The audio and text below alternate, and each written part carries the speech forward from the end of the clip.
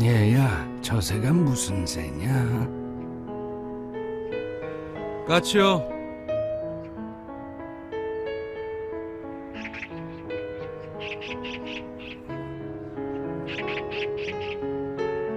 얘야, 저 새가 무슨 새냐? 까치라니까요.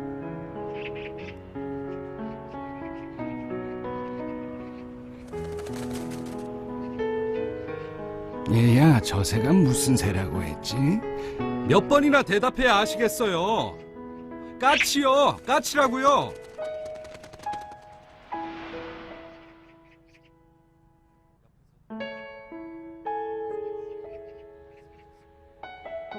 아범아, 너는 어렸을 때 저게 무슨 새냐고 100번도 더 물었다. 아빠, 저 새가 무슨 새예요? 까치란다. 까치요? 아빠, 저 새가 무슨 새예요? 까치야. 까치요? 그럴 때마다 아버지는 까칠한다, 까칠한다 몇 번이고 대답하시면서 말하는 네가 귀여워서 머리를 쓰다듬어 주셨지. 그래서 네가 말을 배울 수 있었던 거다.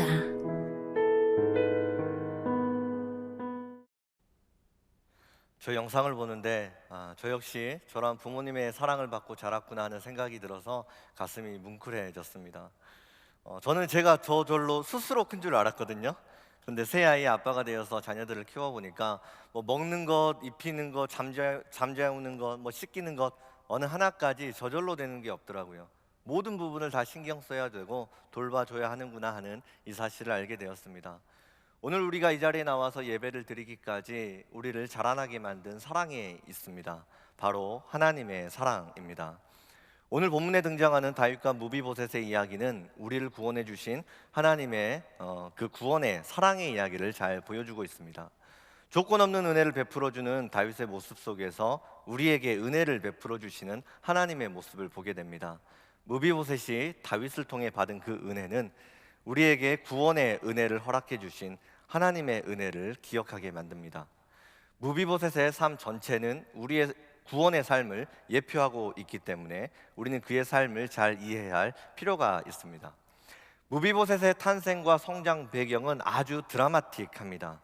그는 사울 왕의 손자였거든요. 그런데 그가 5살이 되었을 때 블레셋과 이스라엘 사이에 어마어마한 엄청난 전쟁이 펼쳐집니다. 이때 전쟁이 너무나 위급한 상황이 빠지게 되자 사울 왕과 그의 3명의 아들 왕자가 모두 전쟁에 참전합니다. 그런데 그 격렬했던 전쟁 속에서 안타깝게도 사울 왕과 3명의 왕자 모두 전사를 하게 됩니다. 왕과 왕자가 죽었다는 소식이 왕궁에 퍼지게 되자 왕궁은 즉시 공포에 사로잡히게 됩니다. 왜냐하면 왕과 왕자가 죽은 지금 왕궁에 남아있는 모든 사람들은 살상의 대상이 되었기 때문입니다. 상황이 다급해지자 유모가 어린 무비보셋을 안고 막 뛰기 시작합니다. 그런데 그만 다리를 헛디뎌서 미끄러져서 넘어지게 됩니다. 이때 무비보셋이 떨어지는 사고가 발생하게 되었고 안타깝게도 그 사고로 인해 무비보셋은 2 다리 모두를 절게 되는 인생의 큰 장애를 입게 됩니다. 시간이 흘러서 다윗이 블레셋을 완전히 제압하고 나서 통일 이스라엘 왕국, 새로운 다윗 왕조를 세우게 됩니다. 역사적으로 보면 보통 새로운 왕조가 출범하게 되면 이전에 남아있었던 모든 왕족과 신하들을 전부 말살시키거든요. 사울의 지방 가운데 남아있는 유일한 혈통은 무비보셋이었습니다. 이 말은 곧 그의 존재 자체가 다윗 왕에게 영모의 씨앗이 된다는 것을 의미합니다. 그래서 어린 무비보셋은 어려서부터 도망자의 삶을 살게 됩니다. 이러한 인생도 너무 어려웠지만 그에게 주어진 신체적인 장애는 그의 삶을 더 비참하게 만들었습니다. 온전하게 걸을 수 없었기 때문에 누군가의 도움을 받지 않으면 살아갈 수 없는 사람, 그가 바로 무비보셋이었습니다. 사실 이것은 그의 어떤 잘못도 아니고 그의 책임자도 아닙니다. 어떻게 보면 희생자 아닌가요? 그럼에도 불구하고 무비보셋 삶 가운데 주어진 모든 삶의 고난과 역경과 절망의 아픔들은 오롯이 그가 감당해야 하는 몫이었던 겁니다. 무비보셋은 선택하지 않았지만 다윗의 대적이 되었습니다. 영모의 대상이 되어서 누구에게도 환영받을 수 없는 존재, 자신의 존재를 철저히 숨기며 약 20년 동안의 도망자의 삶을 살아야만 했던 사람, 그가 바로 무비보셋입니다. 이러한 무비보셋의 상황은 구원받기 전 우리의 상황과 너무나 비슷하죠. 인류의 조상이었던 아담은 죄의 유산을 남겼습니다.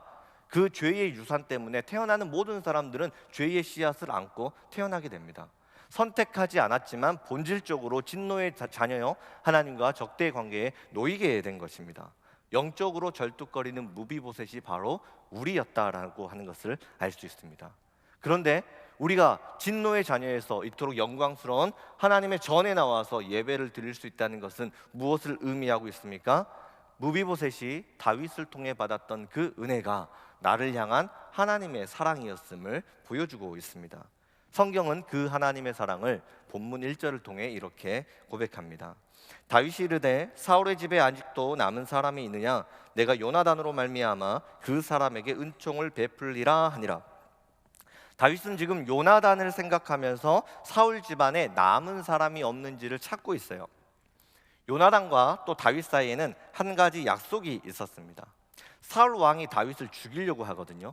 그래서 다윗이 사울 왕으로부터 그 도망자의 삶을 살고 있을 때 요나단은 사울의 아들, 맏아들로서 그 후계자, 직속 후계자의 위치에 있었던 사람입니다. 그런데 요나단은 하나님이 자신이 아니라 다윗을 왕으로 세운다라고 하는 이 사실을 알고 있었고 그 사실에 순종합니다. 그래서 다윗의 도망자의 삶을, 그 피난길을 도와주죠. 그러면서 내가 당신에게 이렇게 환대를 베풀었던 것처럼 나중에 다윗 당신이 왕이 되면 우리 사울 집안에 있는 남은 가족들 좀 멸하지 말고 은혜를 베풀어 달라고 부탁을 합니다. 다윗이 그 제안을 흔쾌히 받아들이게 되었고 이렇게 해서 다윗과 요나단 사이에 약속을 맺게 되는 것이죠. 지금 다윗은 약 20년 전에 맺었던 그 요나단과의 약속을 기억하면서 사울 집안에 남은 후손들이 없느냐라고 묻고 있는 것이죠. 그리고 그들을 찾아서 은총을 베풀겠다라고 이야기를 해요. 여기에서 사용된 은총이라고 하는 이 단어는 히브리어로 헤세드를 의미합니다. 이 헤세드의 사랑이라고 하는 것은 약속에 기초해서 조건 없이 무한정 베풀어주는 은혜와 사랑을 말하고 있는 것이에요. 다윗은 어떤 자격이나 조건 이런 것들을 따지지 않고 단지 요나단과의 약속만을 기억하면서 사울 집안에 남아있는 사람들을 찾고 있는 것이죠. 그런데 무비보셋은 이 사실을 모른 채 혹시 다윗 왕에게 발각되면 내가 어려운 일들도 당할 수 있다라고 하는 이 두려움에 사로잡혀서 여전히 그 죽음의 어둠 속에 자신의 존재를 철저히 숨기며 도망자의 삶을 살아가고 있습니다. 다윗이 요나단과의 약속을 기억하면서 무비보셋을 찾았던 것처럼 하나님은 예수 그리스도 십자가의 은혜 안에서 우리를 찾고 계십니다. 예수님을 생각하시면서 헤세드의 은혜, 조건 없이 베풀어주는 무한한 은혜와 사랑을 우리에게 베풀어 주시기 위해 하나님이 우리를 이 시간 찾고 계시는 거예요. 그런데 우리는 우리 안에 있는 연약함 때문에 또는 내게 주어져 있는 여러 가지 상황의 어려움 때문에 하나님의 사랑에 대해서 의심하고 그 사랑을 온전히 받아들이지 못하는 순간이 있습니다. 마치 무비보셋이 다윗 왕을 두려워해서 도망갔던 것처럼 하나님께 나가지 못하는 연약함이 우리 모습 가운데 있는 것이죠. 저희 집에 5살 된 막내 아들 성민이가 있어요. 어느 날 제가 이렇게 딱 보고 있는데 형을 때리고 형이 가지고 놀고 있었던 이 자동차 장난감을 빼앗더라고요. 그래서 제가 성민아 너 지금 형 때리고 장난감 빼앗았어? 물어봤더니 그게 무슨 자랑이나 되는 것처럼 아빠 이거야, 내가 이거 형 때려서 이거 빼앗은 거야 하고 막 자랑을 치더라고요. 그래서 성민아 그거 잘못한 일이야, 너 형한테 사과해야 되고 잘못했다라고 이야기를 해야 돼. 그랬더니 끝까지 잘못을 인정하지 않는 거예요. 자존심이 있어가지고 그 사실을 인정하기 싫은 거죠. 제가 계속 그것에 대해서 이야기를 했더니 이제는 저한테 이렇게 도끼 눈을 뜨고 막 보면서 저를 막 노려보기 시작하는 거예요. 성민아 너 정말 이거 잘못된 일이야, 너 잘못 인정 안 하면 계속 서 있어야 된다 라고 했더니 저한테 막 소리를 지르면서 막 대들기 시작하는 거예요. 저는 그때 그 모습을 보면서 한 가지 사실을 알았죠. 아, 성격은 아내를 닮았구나. 아이가 너무너무 심하게 울고 소리를 질렀기 때문에 이러다가 쓰러지면 어쩌나 걱정이 들어서 물 한 컵을 떠왔어요. 그래서 물을 먹이면서 탈진하면 안 되니까 너 잘못한 거야 빨리 인정해. 계속 이야기를 하는데 20분, 30분, 40분이 지나도 아이가 더 이상 목에 소리가 나오지 않을 만큼 소리를 지르면서 대드는 거예요. 그런데 한 40분 정도가 지나자 지쳤는지 그 표정이 아직도 기억이 나요. 너무너무 불안한 표정으로 눈에는 눈물이 가득 고여있고 입술을 바르르 떨면서 제게 이런 질문을 하더라고요. 아빠 아직도 성민이 사랑해요? 저는 그 말이 무슨 의미인 줄 알았어요. 제 아들은 자신의 잘못을 인정하면 아빠가 자기를 미워할까 봐, 더 이상 아빠에게 사랑받지 못할까 봐 그 두려움이 있었던 거예요. 저는 마음속으로 너무너무 눈물이 났어요. 이게 하나님 앞에서 내 모습이었구나. 내가 잘못을 인정하면 혹시 하나님으로부터 내가 외면받지 않을까, 하나님으로부터 사랑받지 못하지 않을까 하는 그런 두려움이 내 안에 있는 거구나. 저는 마음으로 울면서 그 아들을 꼭 안아주었어요. 그리고 이렇게 이야기해 줬어요. 그럼 아빠가 우리 성민이 사랑하지. 성민이가 어떤 잘못을 해도, 어떤 실수를 해도 아빠는 끝까지 성민이 아빠야. 그랬더니 아이가 아빠 성민이가 잘못했어요 그러면서 엉엉 울더라고요. 여전히 우리 삶 가운데 부끄러운 모습이 있고 하나님이 원치 않는 모습이 있는데도 그래도 소망이 있는 것은 죄가 있는 그 모습 그대로 우리를 찾으시고 우리를 품어주시는 하나님의 사랑이 있기 때문입니다. 하나님은 우리의 모든 것을 알고 계십니다. 우리의 과거와 절망과 비참과 인생의 한계가 무엇인지 알고 계심에도 불구하고 하나님은 예수 그리스도 안에서 우리를 부르시고 계십니다.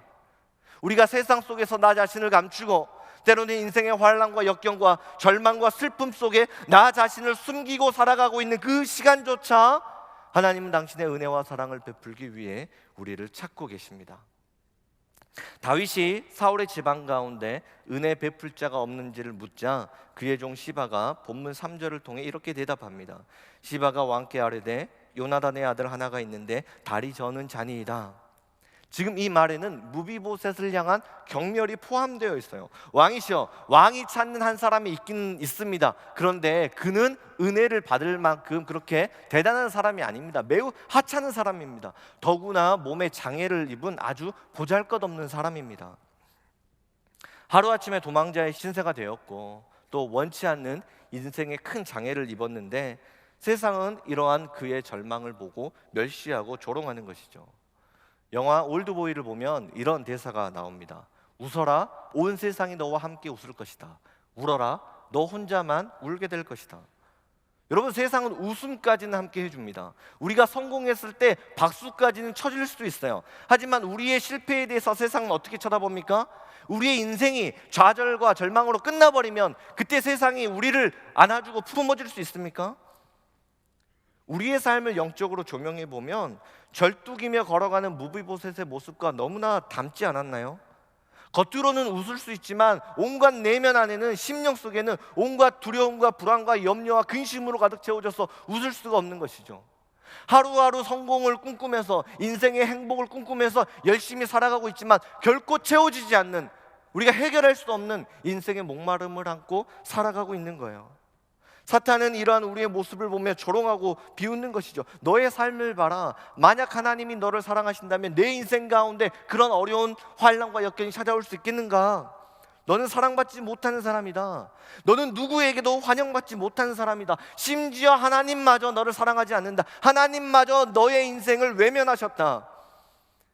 이러한 거짓된 속삭임에 우리의 마음이 무너지고 우리의 믿음이 넘어지게 되었을 때 그 순간 하나님은 나보다 더 아파하시고 말할 수 없는 탄식의 눈물을 흘리고 계십니다. 그리고 절망 속에 빠져있는 우리를 그대로 두고 보실 수 없어 그 절망 가운데 친히 찾아오십니다. 그리고 모든 것을 압도하시는 그 하나님의 은혜의 품으로 우리를 끌어안으시기 위해 우리를 끝까지 찾고 계십니다. 하나님의 사랑은 찾으시는 사랑이에요. 다윗은 이러한 하나님의 사랑을 본문 4절을 통해 이렇게 대변합니다. 왕이 그에게 말하되 그가 어디 있느냐 하니, 다윗은 무비보셋이 어떤 사람인지, 그가 어떤 일을 하는 사람인지, 왜 다리에 장애를 입게 되었는지 묻지 않았습니다. 다만 다윗의 질문은 그가 어디 있느냐예요. 왜냐하면 요나단과의 약속을 기억하고 있기 때문이죠. 우리를 향한 하나님의 유일한 관심은 우리가 어디 있느냐예요. 우리가 얼마나 부끄러운 모습이 있든지, 어떤 문제를 가지고 있든지, 어떤 절망 속에 빠져 있든지 그것은 하나님에게 더 이상 문제가 되지 않습니다. 왜냐하면 예수 그리스도의 십자가 약속 안에서 하나님이 우리를 찾으시기 때문입니다. 십자가의 은혜는 조건 없이 베풀어 주시는 은혜예요. 은혜를 받을 만한 일을 하지도 않았고 할 수도 없었고 그 은혜를 되갚을 갚을 만한 그런 능력이 없는 사람에게 하나님은 일방적인 은혜를 부어 주십니다. 하나님은 이 시간 무비보셋처럼 두 다리를 절뚝이는 것과 같은 그러한 처절한 삶을 살고 있는 우리 인생을 향해 타는 목마름으로 외치십니다. 나의 사랑을 입을 자가 어디에 있느냐? 나의 은총을 받을 자여 너희가 어디에 있느냐? 나의 사랑하는 자여 일어나서 나와 함께 가자. 하나님은 지금 있는 그대로의 우리의 모습을 이해해 주십니다. 그리고 상한 우리의 심령을 따뜻한 성령의 손길로 위로해 주십니다. 이것이 하나님이 우리에게 베풀어 주시는 은혜와 사랑입니다. 그가 어디 있느냐? 이 왕의 물음 앞에 다윗의 종이 대답합니다. 4절입니다. 로두발 암미엘의 아들 마하길의 집에 있나이다 하니라. 무비보셋은 지금 로두발에 있어요. 히브리어로 로는 아니다라고 하는 뜻이고 드발은 목초지, 만족이라고 하는 단어에서 유래했습니다. 그러니까 무비보셋은 지금 만족이 없는 땅, 황폐한 땅에서 살고 있는 거예요. 하나님을 떠난 영적인 우리의 주소가 황무지 아닙니까? 행복한 것 같지만 어느 순간 지울 수 없는, 견딜 수 없는 가슴에 시린 공허함이 찾아오는 거죠. 열심히 노력하고 살아가지만 만족이 없는 인생의 목마름 가운데 허덕이고 있어요. 여러분, 하나님을 생각하시면 어떤 생각이 드십니까? 나의 죄와 나의 한계 때문에 하나님의 사랑이 내게 합당하지 않다고 느껴지는 그런 분이 계시지는 않습니까? 무비보셋은 정확히 그런 감정을 느끼고 살아가고 있었어요. 다윗의 대적이 되어서 20년 동안 숨어 살면서 만족이 없고 소망이 없는 그 황무지에서 하루하루 의미가 없는 그 시간을 보내고 있었습니다. 그러던 어느 날 흔히 들을 수 없었던 말발굽 소리가 들리기 시작해요. 그런데 그 소리가 점점 가까이 오더니 탕 누군가 문을 두드리는 소리가 들립니다. 염려된 마음 가운데 불안한 마음을 가지고 문을 열어봤더니 아니나 다를까 다윗의 군대가 서 있습니다. 긴장된 분위기 속에 전령이 나와 이렇게 말합니다. 왕이 당신을 찾습니다. 이 말을 듣는 순간 무비보셋은 이런 상상을 했을 거예요. 아, 드디어 올 것이 왔구나. 결국 이렇게 내 인생이 끝나고 마는구나. 두려움에 압도되어서 다윗의 군대에 붙들려 예루살렘으로 이동됩니다. 다윗 왕이 등장하는 순간 겁에 질린 무비보셋은 자신의 생명의 끈을 쥐고 있는 왕 앞에 엎드려 이렇게 고백합니다.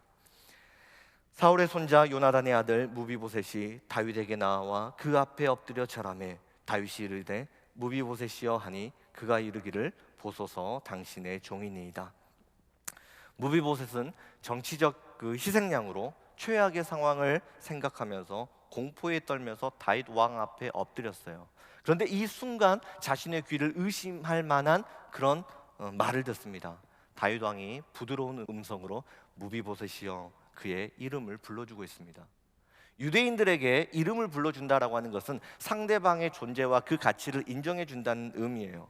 무비보셋은 치욕의 삶을 살고 있었지만 다윗 왕이 그의 이름을 불러주는 순간 그는 더 이상 치욕이 아니라 사랑받을 수 있는 왕의 자녀로 다시 태어나게 되는 거예요. 왕의 사랑을 입는 자, 왕의 은총을 입은 자로 다시 태어나게 되는 것입니다.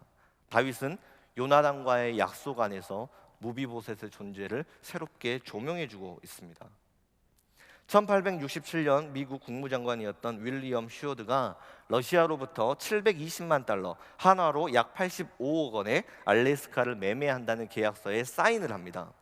이 보도가 나가자마자 미국 시민들이 전체 막 대규모 집회를 일으키는 거예요. 도대체 미국에 이렇게 커다란 아이스박스가 도대체 왜 필요하냐? 슈어드를 막 조롱하는 거죠. 심지어 알래스카를 팔았던 러시아마저 슈어드의 얼음 상자라고 막 조롱하기 시작했어요. 이때 윌리엄 슈어드가 당시의 의원들을 설득하면서 이런 말을 했습니다. 눈 덮인 알래스카만 보지 말고 그 안에 감춰져 있는 무한한 자원을 봐야 됩니다. 이 세대를 위해서가 아니라 다음 세대를 위해서 반드시 알래스카 그 땅을 사야만 합니다. 결국 알래스카를 매입하고 나서 25년이 지난 후 그곳에서 엄청난 금광과 유전이 발견되었습니다. 또 군사적 요충지로 핵심적인 역할을 감당하고 있죠. 알래스카는 남한 면적의 17배나 되었고 미국 면적의 5분의 1을 차지하는 미국의 최대주가 되었습니다. 알래스카 땅 자체에는 아무런 변화도 없었어요. 다만 그것의 가치와 의미를 누가 발견해 주느냐에 따라서 그 땅의 가치 자체가 완전히 새로워졌다는 것이죠. 우리의 삶의 변화, 우리의 존재론적인 변화는 하나님이 우리를 발견해 주실 때 가능합니다. 어떤 조건이나 자격이나 능력이 아니라 예수님을 믿는 믿음 안에서 하나님은 우리를 하나님의 백성으로 불러주십니다. 오직 하나님 안에서 인생의 가치는 달라지고 우리의 미래는 새로워질 수 있습니다. 다윗은 무비보셋의 존재를 재발견해 주면서 앞으로 그의 미래가 어떻게 될 것인지 본문 7절을 통해 3가지 약속을 합니다. 다윗이 그에게 이르되 무서워하지 말라. 내가 반드시 내 아버지 요나단으로 말미암아 내게 은총을 베풀리라. 내가 내 할아버지 사울의 모든 밭을 다 내게 도로 주겠고 또 너는 항상 내 상에서 떡을 먹을지니라 하니, 다윗은 가장 먼저 무서워하지 말라 이야기를 합니다. 여러분, 이 말은 연약한 우리 모두가 너무나 목말라 하는 말 아닙니까? 우리는 너무 자주 두려움에 빠져요. 우리를 둘러싼 예측할 수 없는 위험들이 너무나 많이 있기 때문이죠. 질병의 위험, 사고의 위험, 실직의 위험, 파산의 위험, 자연재해의 위험, 수많은 문제가 우리를 둘러싸고 있습니다. 그래서 보험이라도 들어서 뭔가 삶의 안전장치를 만들고 싶어 합니다. 판제와 슈테그만이라고 하는 독일 학자들이 비용 요소의 두려움이라고 하는 이 논문을 쓰면서 이 두려움 때문에 독일 경제가 매년 지출하는 비용을 계산을 한 적이 있습니다. 사회생활에서 두려움을 잊기 위해 술을 마시는데 1년 동안 쓴 돈 400억 마르크, 한화로 30조입니다. 수면제와 같은 신경성 의약품을 구입하는 데 쓴 비용 200억 마르크, 한화로 15조. 불안 때문에 떨어진 능률로 인한 손해비용 300억 마르크, 한화로 20조. 두려움 때문에 생긴 병, 이것을 치료하기 위한 치료 금액 180억 마르크, 8조 원입니다. 1년에 약 80조 정도 되는 그 비용이 두려움 때문에 그것들을 이겨내기 위해 소비된다고 통계로 나와 있는 거죠. 여러분, 우리가 1년에 80조를 투자하면 우리의 삶이 보다 안전해질 수 있을까요? 물론 안전한 삶을 살기 위한 노력과 투자는 필요할 수 있지만 절대적으로 그것이 우리의 삶을 완벽하게 보장해 줄 수 없는 거예요. 사람의 인생의 앞날은 오직 하나님 손에 달려 있습니다. 하나님은 이 시간 수많은 두려움 가운데 빠져 있는 우리에게 말씀하십니다. 두려워하지 말라. 하나님 안에 거하면 안전합니다. 하나님 안에서 우리의 인생의 미래는 새로워질 수 있습니다. 두 번째, 다윗은 사울에게 속했던 모든 땅을 무비보셋에게 돌려주었어요. 무비보셋은 새로운 상속자가 되어서 잃어버린 모든 것을 다시 회복하게 되었습니다. 마찬가지로 우리는 하나님 나라의 상속자가 되어서 만족함이 없는 갈급한 우리의 인생이 하나님의 은혜와 평강으로 채워주는 놀라운 삶으로 회복될 수 있습니다. 내 힘과 내 능력과 내 마음 의지하고 살아갔던 연약한 우리의 인생이 이제는 하나님의 능력으로 채워지는 능력의 삶이 되어집니다. 세 번째로, 무비보셋은 항상 왕의 식탁에 앉게 되는 은혜를 누리게 되었어요. 왕의 식탁에 참여하게 된 무비보셋은 더 이상 무엇을 먹어야 할지, 무엇을 입어야 될지, 그리고 무엇으로 그의 삶을 채워야 할지 더 이상 염려하지 않아도 되었어요. 왜냐하면 그는 왕의 가족이 되었기 때문에 그래요. 그의 모든 것을 책임지는 다윗이 그의 후견자가 되었기 때문입니다. 이것이 하나님 자녀된 우리가 누릴 수 있는 영적인 특권입니다. 그러니 내일의 일을 염려하지 마십시오. 내일은 내일의 하나님께서 지키시고 채워주십니다. 다윗 왕 앞에 엎드려서 반란과 역모의 대상이 되어서 목이 달아날 그 위기 속에서 왕의 가족으로 부름을 받게 되었을 때 그 순간 무비보셋이 느꼈던 감정은 무엇이었을까요? 본문 8절입니다.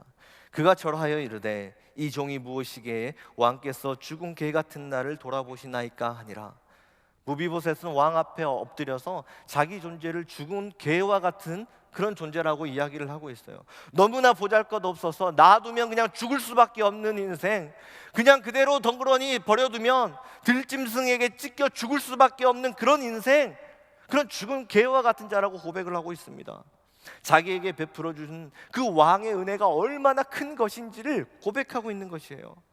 사실 영적으로 보면 우리도 죽은 개와 같이 별 다를 바가 없는 그런 인생이 아니었습니까?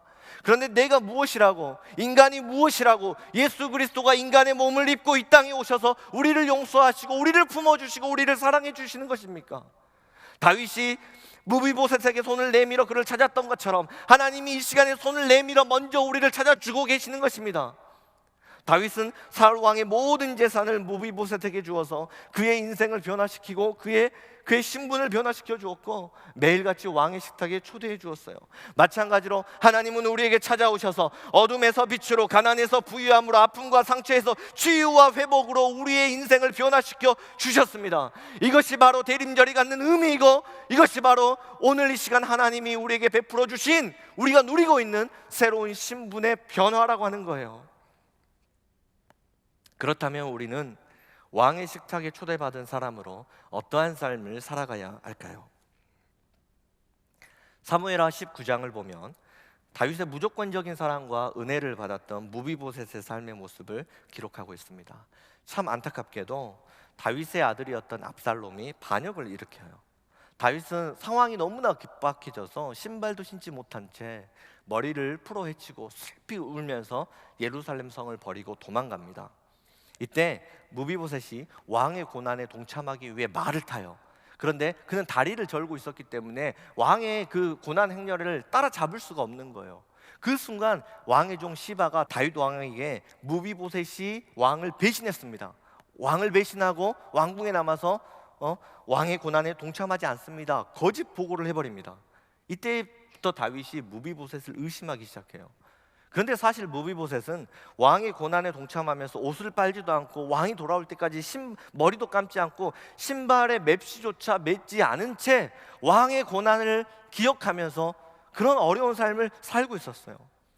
이후에 다시 왕권을 회복한 다윗이 무비보셋의 마음을 시험하는 제안을 해요. 사무엘하 19장 29절을 보면 내가 이르노니 너는 시바와 밭을 나누라 하니 내가 너에게 돌려주었던 그 모든 재산을 다시 시바와 나누어 가져라 라고 그의 마음을 테스트합니다. 이때 이 왕의 제안에 무비보셋이 이렇게 답변하는 거예요. 내 주 왕께서 평안히 왕궁에 돌아오시게 되었사오니 그로 그 전부를 차지하게 하옵소서. 왕이 다시 평안히 왕궁에 돌아오시게 되었으니 왕이시여 저는 그것으로 만족합니다. 내가 가진 모든 것을 저 원수에게 다 빼앗겨도 괜찮습니다. 재산도 명예도 내게 중요한 것은 아닙니다. 제가 사랑하는 분은 오직 다윗 왕 당신 한 분뿐입니다. 왕이 다시 왕궁에 돌아오게 되었으니 저는 그것 하나로, 그 사실 하나로 저는 만족합니다. 저는 충분합니다. 무비보셋은 다윗 왕이 베풀어 준 은혜를 사모한 것이 아니라 다윗 왕을 사랑했던 거예요. 왕을 사랑했기에 왕의 고난에 동참했고 왕이 돌아오기를 간절히 기다리며 그 자리에 남아 다윗을 섬겼던 겁니다. 여전히 자신이 가지고 있는 모든 재산을 빼앗겨야 되는 그 상황에서도 여전히 그의 인생의 주인은 다윗이었어요. 끝내 다윗은 왕권을 되찾았고 무비보셋으로 하여금 왕의 식탁에 앉게하는 은혜를 허락해 줍니다. 우리는 하나님의 자녀된 신분으로 살아가지만 우리 역시 예상치 못한 인생의 어려움을 만날 수 있어요. 제가 신학대학원 졸업을 앞두고 전임사역제를 놓고 기도할 때 하나님이 주신 말씀이 있었습니다. 이사야 31장 3절인데요. 애굽은 사람이요 신이 아니며 그들의 말들은 육체요 영이 아니라 여호와께서 그의 손을 펴시면 돕는 자도 넘어지며 도움을 받는 자도 엎드려져서 다 함께 멸망하리라. 이 말씀이었어요. 사람이나 환경 의지하지 말고 하나님만 의지하라는 말씀이었죠. 그래서 이 말씀 붙잡고 하나님이 사역의 문을 열어주시기를 간절히 기다리고 있었어요. 그런데 시간은 계속 흘러가는데 도무지 사역지가 열려지지 않는 거예요. 마음이 초조해지자 동기들 찾아가서 부탁해볼까, 아니면 교수님에게 좀 좋은 교회 없냐고 소개시켜달라고 부탁을 할까. 그런 생각을 할 때마다 애굽을 의지하지 말아라, 사람 의지하지 말아라, 하나님 믿고 의지하고 기다려라, 이 마음을 계속 주는 거예요. 그런데 상황이 점점 심각해져 가요. 전세 계약 만료가 3주밖에 안 남아서 제가 이사를 가야 됐고, 더구나 신학교 시절 아내가 일을 하면서 생계를 이렇게 감당하고 있었는데 첫째를 임신하고 나서 하이어를 하기 시작했어요. 그래서 일을 그만두고 생활비조차 끊기는 상황이 되었습니다. 그 현실 상황이 어려워서 또 기도하면 환경 바라보지 말고 기도해라, 기도해라, 이 마음만 계속 주시는 거예요. 하나님의 약속된 말씀과 내가 살아가야 되는 이 삶의 문제 가운데, 이 너무 커다란 격차 가운데 그 상황들이 제가 너무 버거웠던지 머리에 대상포진이 왔어요. 제가 할 수 있는 게 없으니까 주기철 기도탑에 들어가서 그냥 하나님께 기도했어요. 하나님 좀 도와주세요. 하나님 좀 은혜를 베풀어 주세요. 하염없이 눈물만 나는 거예요. 그런데 그 다음 날 낯선 번호로 전화가 한 통 왔어요. 나 장신대 장은길 교수님인데 전도사님 혹시 류용모 목사님 아세요? 그 말씀을 듣는 순간 하나님이 예비하신 교회가 한소망교회구나, 이 사실을 알 수 있었어요. 그래서 네 교수님 너무나 잘합니다 라고 이야기를 했죠. 사실 그 당시에 위임 목사님이 저를 모르죠. 한소망교회가 저를 어떻게 알겠어요. 근데 신학생 중에 한소망교회 모르는 신학생 누가 있습니까? 류용모 목사님 다 알죠. 그래서 제가 자신 있게 너무나 잘합니다 라고 이야기를 했거든요. 그랬더니 제가 전도사님 추천했으니까 가서 면접 한번 보라고 하시더라고요. 저는 사실 장은길 교수님 수업을 한 번도 들어본 적이 없어요. 그래서 교수님이 저를 아실 방법이 없거든요. 그런데 어떻게 저를 알고 추천했을까 너무나 궁금했어요. 알고 보니까 교수님이 다른 학생을 추천했는데 그 학생이 이거 아무리 생각을 해봐도 이 사역은 이현일 전도사가 적임자다, 이 생각이 들어가지고 저를 대신 교수님한테 추천을 했다라고 하는 거예요. 근데 교수님은 그 추천만 믿고 심지어 저를 한번 만나보지도 않은 상황 속에서 우리 교회에 저를 추천해 버리는 거죠. 여러분, 이런 경우가 없거든요. 추천해서 잘못되면 추천한 사람이 책임져야 되는데 누가 알지도 못하는 사람은 추천을 하겠어요. 이렇게 말도 되지 않는 추천을 받아서 제가 위임 목사님 만나서 면접 보고 한소망교회로 부름을 받게 되었습니다. 사람 의지하지 말고 하나님만 의지하라는 그 말씀이 없었다면 저는 아마 이곳에 없었을 겁니다. 우리는 인생의 수많은 문들을 열기 위해 스스로 분투합니다. 사람의 마음의 문을 두드리기도 하고 인생의 기회를 잡기 위해 노심초사 고민하기도 합니다. 그러나 우리는 다른 많은 것들을 만족시킬 필요가 없어요. 모든 만물의 주권자가 되신 우리 하나님의 마음, 주님의 마음만 만족시켜드리면 됩니다. 하나님이 우리 인생의 모든 역경의 문들을 열어주십니다. 하나님이 하늘의 문을 열어주시고 이른 비와 늦은 비로 우리 인생에 있어야 하는 모든 필요를 채워주십니다. 무비보셋은 자신이 얻은 모든 것을 잃게 되었을 때 다윗 왕에게 이렇게 고백했어요. 내 아버지의 온 집이 내 주 왕 앞에서는 다만 죽을 사람이 되지 아니하였나이까. 그러나 종을 왕의 상에서 음식 먹는 자 가운데 두셨사오니 내게 아직 무슨 공의가 있어서 다시 왕께 부르짖을 수 있사오리까 아니라. 우리 역시 이 고백을 하나님께 드리는 것이죠. 하나님, 저는 원래 죽을 사람이었는데 하나님의 자녀로 불러주시니 이보다 더 크신 은혜가 무엇이 있겠습니까? 하나님만 계시면 저는 충분합니다. 하나님에게 제가 모든 것이 되는 것처럼 제가 원하는 것은 오직 하나님 당신뿐입니다. 하나님 한 분이면 만족할 수 있습니다. 여러분, 두려워하지 마십시오. 염려하지 마십시오. 하나님이 이미 약속해 놓은 모든 것이 우리의 삶 가운데 준비되어 있습니다. 위임 목사님 말씀대로 모든 것을 얻어도 하나님 한 분 잃어버리면 그건 모든 것을 다 놓치게 되는 거예요. 그러나 모든 것을 다 잃어버려도 만군의 왕이 되신 하나님, 오직 그분이 나와 함께 계시면 우리는 모든 것을 가진 사람입니다. 하나님께서 왕의 식탁에서 항상 먹게 하시는 그 은혜로 우리를 이끌어 주십니다. 오늘부터 우리는 주님의 다시 오심을 기다리고 준비하는 대림절을 맞이합니다. 우리의 마음과 가정과 직장과 모든 사업장, 그리고 우리를 둘러싼 모든 환경 속에 세상적인 생각과 판단을 내려놓고 주님을 기다리십시오. 하나님이 우리의 삶 속에 찾아오십니다.